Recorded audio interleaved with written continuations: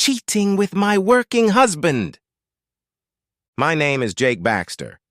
It's been a year since the world as I knew it blew up in my face. I guess that's not entirely fair. The world didn't just blow up, I blew it up myself. I destroyed it around me and walked away from the destruction. To my credit, I had help. At least 60 crooks laid the charge. All I did was light the fuse. My wife was one of these cheaters, and I took a perverse pleasure in seeing them all go down with her. Until my great awakening, I was a happy, uncomprehending husband, in love with my wife and content with our life together. Everything was going beautifully. We had been married for 5 years, had our own small apartment with good friends and neighbors I liked, great jobs and supportive families. We were making more money than we needed and saving for the future. The future turned out to be nothing like we planned. I wish I could tell you something about us or our marriage that might make sense of this story, but the truth is, I can't make sense of it myself. I married my college sweetheart. She was sweet, kind, and funny. She was loving and affectionate. She never flirted with other men. She did not dress provocatively, and I never questioned her loyalty to me. I work in a research and engineering lab that develops highly specialized electronics for NASA and the military. We jokingly call it the Geek Center. Most geeks are like that. We are very complex at work and very simple at home. What you see is what you get. There are no gimmicks because we don't know how to do them.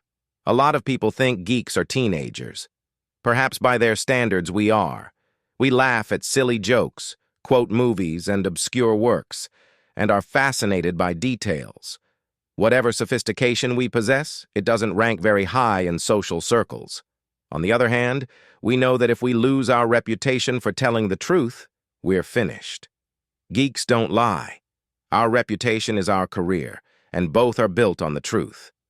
My wife, Jeannie, works in finance at a firm called Watson & Watson. They handle the financial side of large construction projects and seem to have a hand in many of the largest projects in the mid-Atlantic states. The office is downtown, and Jeannie works with a lot of surprisingly uneducated people. They know what money is, and some of them know how to program spreadsheets. But I confess that every time I talk to her coworkers, I feel like I'm back in middle school. This is a true story. Jeannie and I got 2 kittens, and they were brothers. We wanted to name them Lewis and Clark. One of her coworkers said, "That's fine, but you really should name them after someone famous."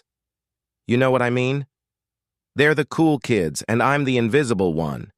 Jeannie and her coworkers are always working with clients, and if it's not written down, it doesn't mean anything. I never liked it, but I always assumed it was her job, not her values. Boy, was I wrong. Whereas geeks think individually and come together to test their ideas, financiers think collectively. They identify with the group. The only time they think as individuals is when they are taking care of number one and trying to climb the corporate ladder. I didn't like many of them, but I didn't hate them until the very end. The first unpleasant experience I had was at the office Christmas party. It was held at the Marriott Hotel located across the street from my wife's office. Everyone mingled freely, and half the time I didn't know whether I was talking to a coworker or my spouse. The booze flowed freely, and while standing at the bar, I heard one woman say, "I'm going to have to discuss this with my husband before I agree to this." It was a strange statement. I wanted to turn around and see who said it, but instead I froze. A little voice in my head said, "Stop. Listen, don't speak. Try to become invisible for at least a moment." Well, everyone will be on vacation next week, but I think we'll be fine until then. You know, that's a whole week without crossing the street. Both women laughed. "You can always have a little emergency with the bill." That made them both laugh even harder. What did she mean by crossing the street? Did they really think they were going to have to go back to work in the middle of a Christmas party? I don't know what I heard, but it bothered me. I remember thinking, boy, I married the right woman. Whatever they're thinking, it doesn't sound right. Then I let myself forget about it and went back to the party. For the next 3 weeks, I didn't bring it up. Friday night, I was coming up the carpeted stairs from the basement when I heard my wife say, "Okay, I'll get right on that. Hey, what's a wife for anyway?" Then she laughed. "A wife? What is that?" I rounded the corner just as Jeannie hung up the phone. "What was that?" I asked. I tried to say it without accusation. She jumped up. I surprised her. "Oh, that was Henry Thomas. It's work. I have to get into the office tomorrow and we'll be working late next week. An opportunity has come up to put together a financing package for a new apartment complex they want to build on J Street." The conversation I overheard at the Christmas party came to mind. "Sounds like a little trouble with the bill," I said. Jeannie laughed. "I don't know if I'd call it an emergency, but it's an opportunity that's too good to pass up. We've both worked hard this year. I was hoping we could relax a little this month and spend more time together." "Honey, don't be like that. You have to grab onto things like this when they come up, or you'll lose them forever. I'll fix it." "What's all this talk about wife? I thought you were my wife. How many husbands have you had?" Shock flashed across her face. She didn't realize I had heard her. She tried to hide it with a smile. "Just you, silly. That's what we say in the office. We team up to work on projects, and sometimes we joke that we see our partners more often at work than at home. It's just our little joke. Everyone says that." Jeannie was dodgy to the point of condescension. She was smiling, but her hands were shaking. "Tomorrow I'll come in for a few hours to start work, and then we'll spend the rest of the weekend together." The rest of Friday night passed quietly, and on Saturday morning, Jeannie went to the office as if it were a normal workday, except for the casual attire. The rest of the weekend together didn't start until after 7 p.m. on Saturday night. Don't get me wrong, I understand the hard work and deadlines. I just don't like secrecy, and I felt like there was a lot more secrecy in my marriage than I realized. I thought a lot about secrecy that Saturday while I was waiting for Jeannie to come home. Even though I was constantly telling her stories about work or what I heard at work, I began to realize that she never talked about her work. It was like she had two lives, one at work and one at home. I had never realized before how much she had shut that part of her life off from me. When my wife finally came home Saturday night, she went straight to the shower and I started grilling steaks. I couldn't stop thinking about that wife remark. Even if it was innocent, it made me wince. I didn't like it one bit. Two phrases from that Christmas party kept replaying in my head. One was husband at work, and the other was cross the street, literally or figuratively. Across the street from Jeannie's office were two buildings. One was a large medical practice, the other was a Marriott hotel. It struck me that many of the people at that Christmas party seemed to know the way to that hotel well. I kept telling myself that they probably went there for lunch and placed clients there, but in my bad mood, I kept envisioning a different scenario. I decided that week that I needed to get away from the lab and have lunch in my car. It just so happened that my car was parked a block away from where my wife worked, and I had a great view of the street between her office and the Marriott. What I saw, I didn't like. At about 11:45 Monday morning, just before lunch, about a half-dozen couples crossed the street and entered the Marriott. At about 12:30 p.m., I saw the same couples walking back to their offices. There were no groups of 3 or 4 women going to lunch together, just couples. I didn't see my wife among them, but I felt uneasy. On Tuesday, I saw the same thing.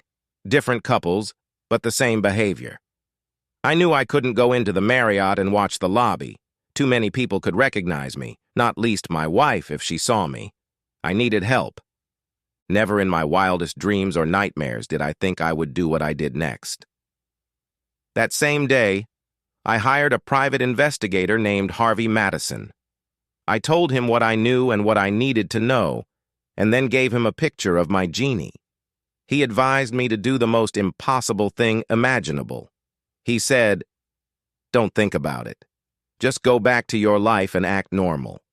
It may be nothing, and if it is something, you will soon find out about it." I told him I hoped I was wasting money and went back to work. I wasn't wasting money. Thursday morning, Harvey sat me down in his office to deliver the bad news. My wife walked into the lobby of the Marriott at 11:45 Wednesday morning with Henry Thomas's arm around her waist. They stopped at the counter to get a key and immediately went to the fourth floor. They did not return until 12:40. Harvey Madison had a brief and very confidential conversation with the porter. My wife and her work lover were regular visitors to the hotel. Harvey's conversation with the porter cost me $300, and Harvey warned me that it was only a down payment. I needed ironclad proof, and that meant videotaping from inside the room. I hated myself for what I was thinking, but my thoughts about my wife were quickly becoming very dark.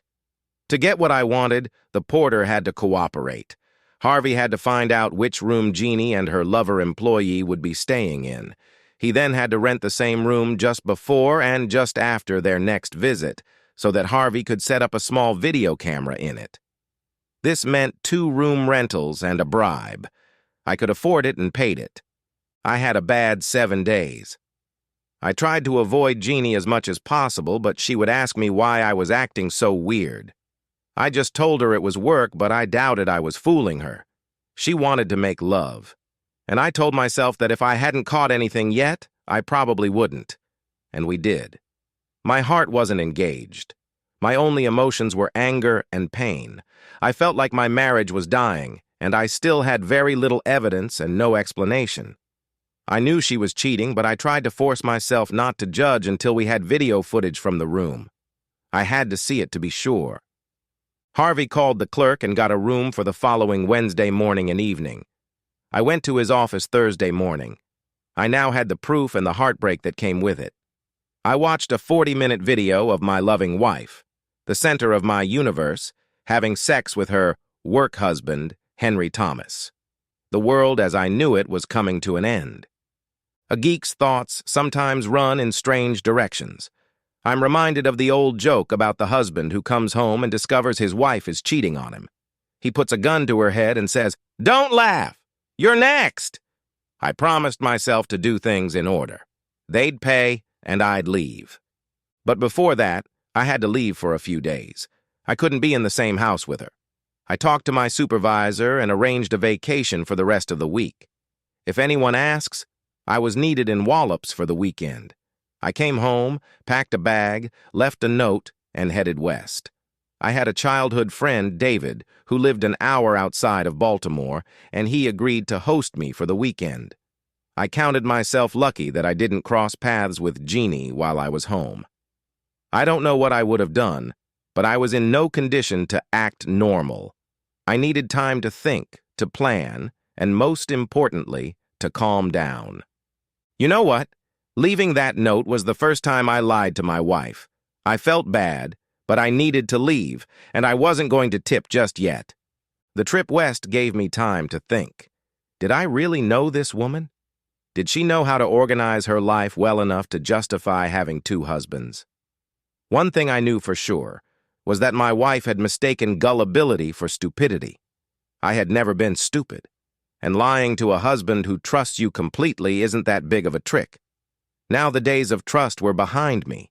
My marriage was dead, and all that was left was the funeral. As for childhood friends, they know you completely. They know who you were then, who you are now, and what you are constantly thinking about. It's impossible to hide from them. My friend read my face within 2 minutes of me walking through his door. I told him the news, and as good friends should, he was as angry as I was. His wife, Marie, tried to calm us both down and make us think. She wasn't defending Jeannie. She just wanted me to know exactly what I wanted and not to stray into half measures. Make no mistake, you need a woman's perspective to truly understand the social contract. If I was mad at my wife and her employee husband, her focus was on all the other women who worked at the job. In her opinion, it was the women who controlled sex, and all the women there either participated in that behavior or turned a blind eye to it.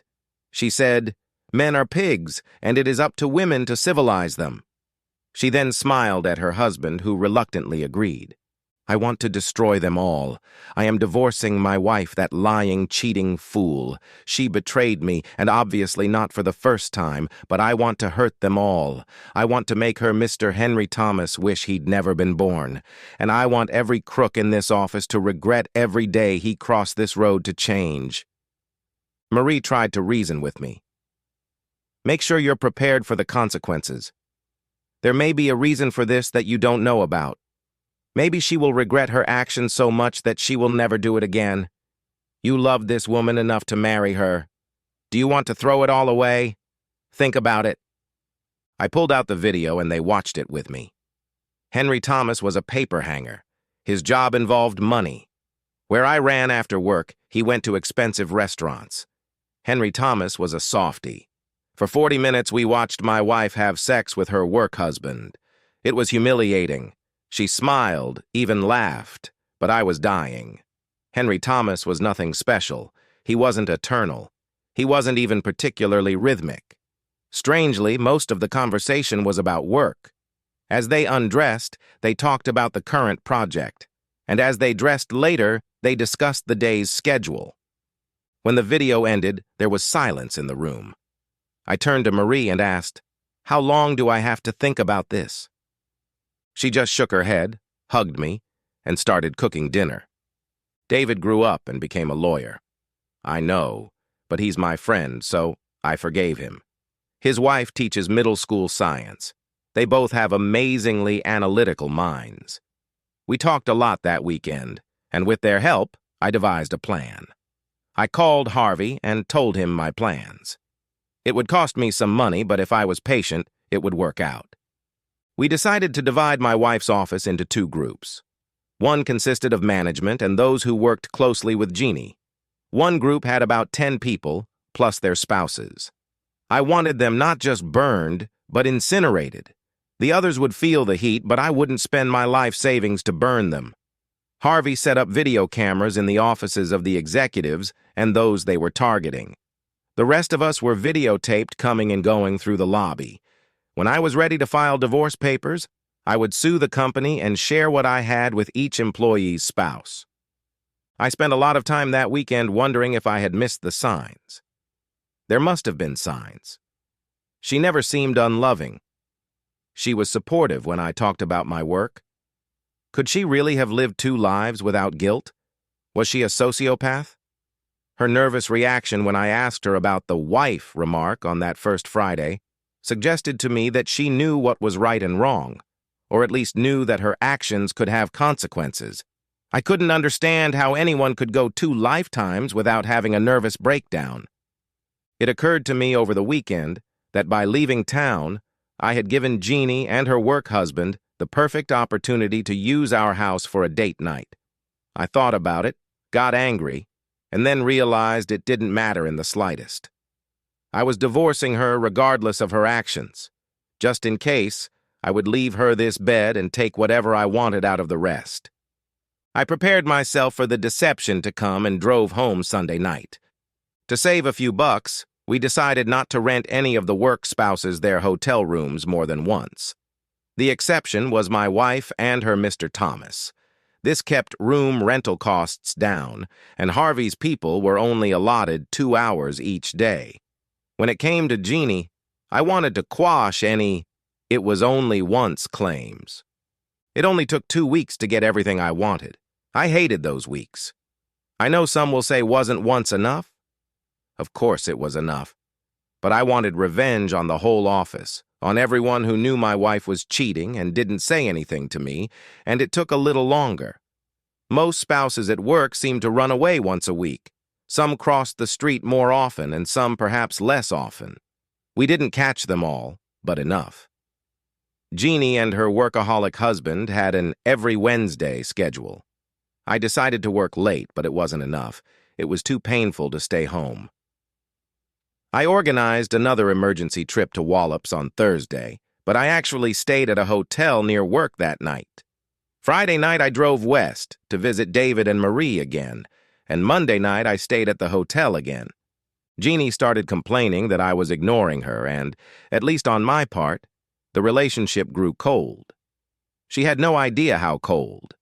For some reason, she was trying to maintain a normal relationship at home, but I wasn't helping her much, and it started to show in her general behavior. I started sleeping in the guest room and leaving the house early. I had my own deadlines at work as well. Maybe she thought our marriage was in danger, or bought my excuses, or maybe she just didn't care. Either way, it didn't stop her from having lunch on Wednesdays with her lover husband at work. What's more, their lunch breaks have gotten longer. At least 2/3 of her company's employees were cheating on their spouses, including most of the executive staff. I guess it's true what they say, the fish rots from the head. A few months later, I realized that in the 3 videos I watched, he never once mentioned me. He hadn't maligned me. She didn't mention me, complain about me, or defend me. She wore wedding rings, which angered me even more, but it was as if I didn't exist. I was simply not considered in that part of her life. There was tenderness between the 2 lovers, but in a strange way there was no real intimacy. They were more than buddies, but less than lovers. I thought my marriage was over that first Wednesday when I saw my wife walk through the lobby with her arm around her working husband's waist and up to their suite. Once I saw them having sex, I knew there would be no discussion, no excuses, and no cliches. I would blow up this marriage and her entire office with her. I didn't want to hear her apologies, and I didn't want to see her tears. And I certainly didn't want to hear that it was just sex. 3 dates, actually 4, would have silenced any claims that she only loved me. My lawyer prepared the legal documents, and Harvey did the rest. At 10 Monday morning, a bailiff walked into Walker & Walker's office to serve the documents to Jeannie and Henry Thomas at their desks. He then went into the CEO's office to serve the company. It seems almost ironic now, but the CEO of Walker & Walker was George Walker, and he was one of the crooks. George Walker was 67 years old and had a trophy wife who was only 29. Why would he need a 45-year-old secretary on the side? I will never understand some people. My cell phone started ringing at 10:20, so I turned it off. Once that was done, 5 Harvey operatives started handing out manila envelopes to the real spouses of everyone in the company. Some got pictures, some got videos, but all of them got detailed reports that could be used in divorce proceedings. Henry Thomas's wife received a particularly large envelope. Others simply received letters informing them of what was going on at the Watson & Watson office in case they wanted to have a heart-to-heart talk with their spouse when they got home. They all received a short note that said, "In the interest of full disclosure, you can thank Jeannie Baxter for bringing this to our attention." I wondered how many friends my cheating wife would have on Tuesday morning. The Watson & Watson company disappeared virtually overnight.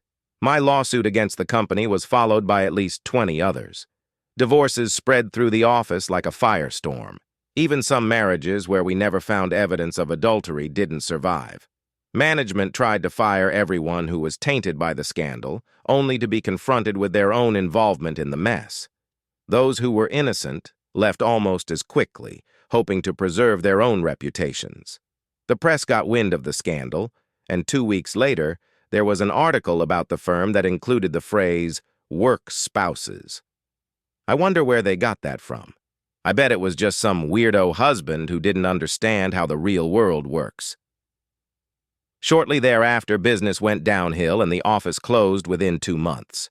The office building sat empty for almost a year. Eventually, I met with Jeannie at my attorney's office. She cried a lot. After weeks of angry messages mixed with rejections, begging, pleading, and bizarre attempts at bribery and negotiation, she finally took responsibility for her situation. She said she got caught up in the excitement and culture of high finance. I don't know what having sex with her coworker had to do with finance, but it was definitely part of the culture. The apology didn't last long, and eventually she said it was partly my fault for not discussing my problems with her. Yes, it was my fault. Bullshit. You don't have to remind your spouse not to have sex with a coworker at work. You don't remind your spouse not to have a workaholic husband in the first place. I never understood Jeannie's cheating, and she never adequately explained it to me. All I know is that she had changed. A clear-eyed and seemingly truthful girl interested in business had turned into a two-faced and very deceptive con artist who seemed to live by the motto, "If he doesn't know, it won't hurt me." Harvey told me that they only met on Wednesdays during their lunch break. My absence from home that weekend was not used as an opportunity for them to meet. It seems she had some strange idea of a dual marriage that limited her cheating, but didn't rule it out. Harvey tried to explain to me that he thought it was some kind of sick bonding ritual. There was a perverse corporate culture at Watson & Watson where team building meant having sex with co-workers. There was some kind of twisted loyalty where employees only had sex with one person, and it was usually the person they worked most closely with. They thought they considered themselves smarter and superior to everyone else. Whether it was a shared secret that led to shared risk-taking or a distorted social contract, I never realized.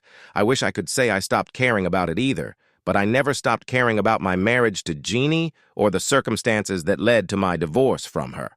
I could have spent my life trying to understand these people, or I could have just walked away. I chose the latter. I got my revenge, but it didn't work out the way I planned. I won the lawsuits, but the company's accounts ended up empty, and Henry Thomas lost almost everything in the divorce. Because of my actions, the company and Thomas were unable to pay the lawsuits against them. How's that for irony? When I divorced my wife, she lost her job and was demanding alimony. My attorney argued that her unemployment was a direct result of her infidelity that led to the divorce, and she did not get her alimony. Even the hurt spouses of cheating spouses resented me for disrupting their lives with an unpleasant truth. They seemed to blame me almost as much as they blamed their cheating spouses. It's a big city. I can live without their love, but I didn't expect this turn of events. One of the spouses surprised me more than the others. Sheila Thomas approached me in a bar one night. She was extremely attractive and should have been more than enough for any man. I was still drinking my first beer. She introduced herself, sat down next to me, and put her hand on my dignity. There, she had my attention.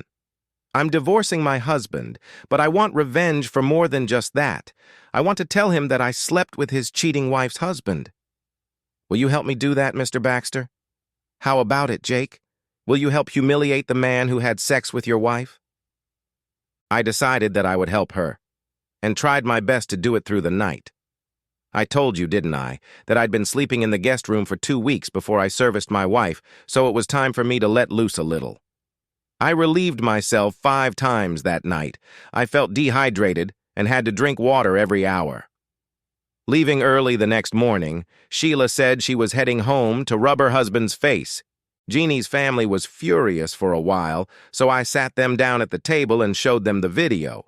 They cried, apologized, and cried some more. In the end, they didn't hold me responsible for the divorce, although they tried to convince me to give her a second chance. But I couldn't. There was no forgiveness in me, and I couldn't remember her asking me to forgive her. She turned my heart to stone, and it stayed that way for over a year. At some point during the divorce, as I was telling my friends at work about what had happened, it occurred to me that all my skills had gone to waste when I needed to catch a cheating wife. I'm an expert in high-tech electronics, but she was caught with a sandwich eaten in a parked car, a bribe to the doorman, and miniature video cameras that can be purchased online. I also thought about how easy it was to catch them and how easily they could hide it. I overheard 2 conversations, and it hit me. After that, everything was out in the open. Couples crossing the street didn't even try to hide their involvement. What arrogance. As they say in the suburbs, what will the neighbors think? I mean, people should have known. It's amazing they got away with it for so long. I began to wonder, does the world I live in bear any resemblance to the world around me?